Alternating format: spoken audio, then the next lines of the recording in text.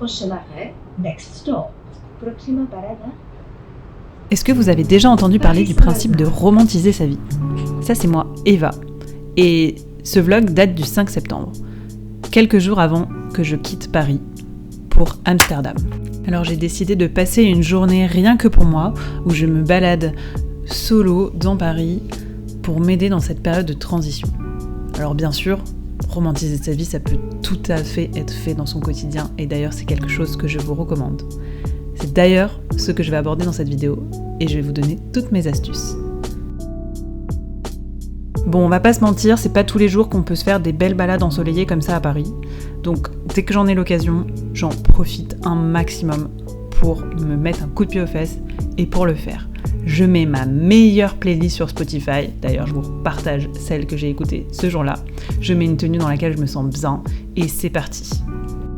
Alors ce jour-là, j'avais décidé de me prendre pour Belly dans The Summer I Turned Pretty. Voilà, quand elle va voir Notre-Dame et qu'elle dit « Rebuilding is always possible ». Bon, vivre à Paris, c'est pas toujours facile, mais l'avantage, c'est qu'on ne peut pas nier que c'est une ville magnifique dans laquelle on se sent très facilement l'héroïne d'un film. Je suis bien sûr passée devant la librairie Shakespeare & Company, qui est un de mes endroits préférés à Paris, et qui est tellement romantique. Alors bien sûr, si vous n'avez pas le quartier latin à 2 pas de chez vous, vous pouvez bien sûr juste vous balader dans la nature. J'en suis sûre qu'autour de chez vous, il y a plein d'endroits sublimes qui pourront vous permettre de romantiser un petit peu de votre quotidien d'une manière diverse ou variée. Le plus important, c'est d'arriver à être présent pour voir la beauté du quotidien et changer ton regard sur des petites choses toutes simples. Voilà, on n'est pas obligé d'aller voir la Tour Eiffel pour ça. Un autre truc que j'aime associer à ce concept, c'est aussi me déconnecter des écrans. Donc tout simplement faire ce genre de balade en mettant mon téléphone en mode silencieux, voire en mode avion. Oui, c'est possible. Et puis tout simplement regarder ce qui m'entoure, comme ici, regarder la lumière, les ombres, le vent dans les feuilles, les gens, même observer les gens, ça me passionne.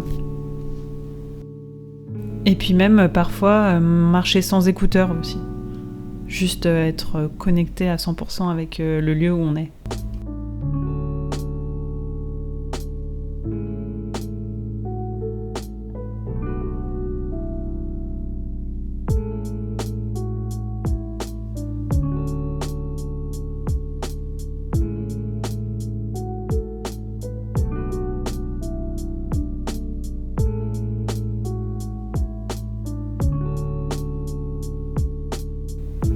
Peut-on romantiser sa vie sans un matcha ? Je ne sais pas. Toujours est-il que manger un bon truc, boire un bon café ou autre boisson, pour moi aussi ça fait partie de romantiser sa vie, de se faire plaisir tout simplement, de passer un bon moment avec soi-même. J'ai appris qu'ils avaient remis la flamme olympique le jour où je suis passée au jardin des Tuileries et j'étais très contente parce que j'avais pas eu l'occasion de la voir l'année dernière. Donc franchement c'est vraiment impressionnant. Si vous y passez, n'hésitez pas à aller voir. C'est la première fois que je montre ma trône. Je sais pas trop dans quel contexte est-ce que je vais éditer cette vidéo, est-ce que je vais le faire. Est-ce qu'il y a une introduction avant ? Je sais rien. Toujours est-il qu'aujourd'hui, je suis au jardin des Tuileries pour déjeuner, solo. Je me suis pris ce petit truc de chez Aki que j'adore, qui est le Shirashi Bento, je sais pas comment il s'appelle. J'ai pris évidemment en petit dessert un mochi au matcha que j'adore aussi.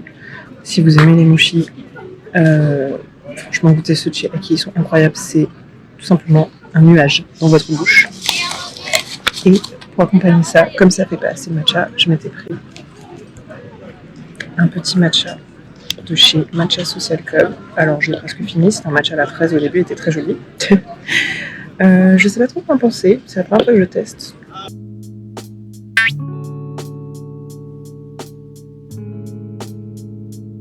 J'ai aussi profité de cette journée pour moi pour accepter de ne pas être productive. de juste profiter d'une balade dans un musée, toute seule, enfin presque, hein, parce que là il y avait beaucoup de monde. Mais voilà, prendre le temps de juste observer des jolies choses. Donc, je viens de finir ma petite visite au musée de l'Orangerie.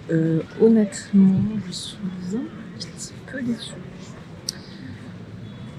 Écoutez, c'est un très joli musée, mais je pense que ça fait 11 ans que j'ai envie d'y aller. Je pense que ouais, j'avais un petit peu trop d'attentes sur ce musée, et surtout, donc, en fait, ce qui est célèbre dans ce musée, ce sont les tableaux qui représentent les nymphéas de Claude Monet. Et en fait, il y a 2 grandes salles où les tableaux sont répartis dans une salle ovale. Et c'est vrai que la scénographie est très jolie. Mais j'ai pas été transcendée par ces tableaux. C'est abusé, hein. Désolée Claude, parce que qui suis-je pour juger ton travail? Nobody. Mais j'avoue qu'il y a plein d'autres tableaux de Claude Monet que je préfère.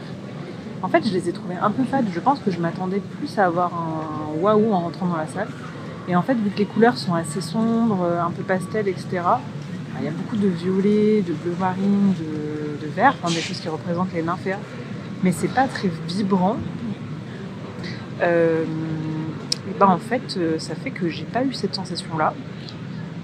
Et après coup, je me suis dit, est-ce que voilà, j'ai eu un petit côté philosophique dans ma réflexion. Je me suis dit, est-ce qu'en fait, nous ne sommes pas trop noyés d'images aujourd'hui?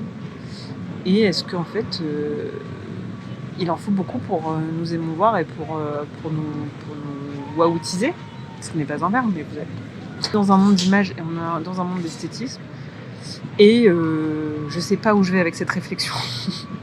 Mais on pourra en parler peut-être une autre fois. Peut-être qu'il faudrait que je fasse des recherches un petit peu plus approfondies sur ce sujet-là.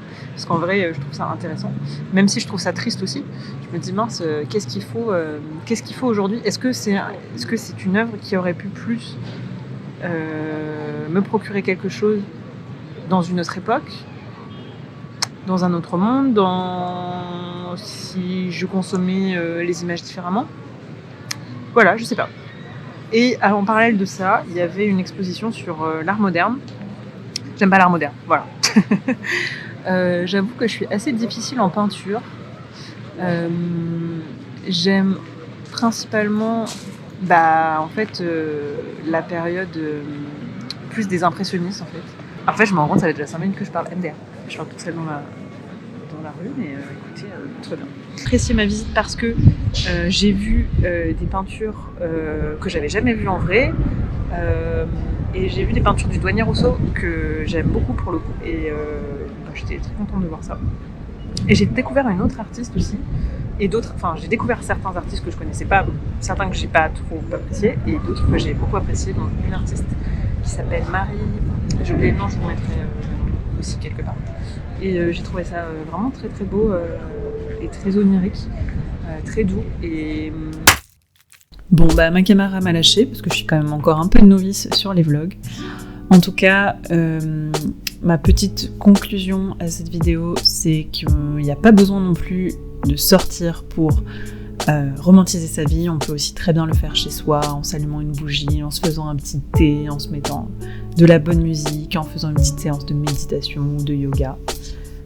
Je vous souhaite de romantiser votre vie pour encore mieux apprécier votre quotidien. Si vous avez aimé ma balade, je vous partage la map en lien sur mon blog.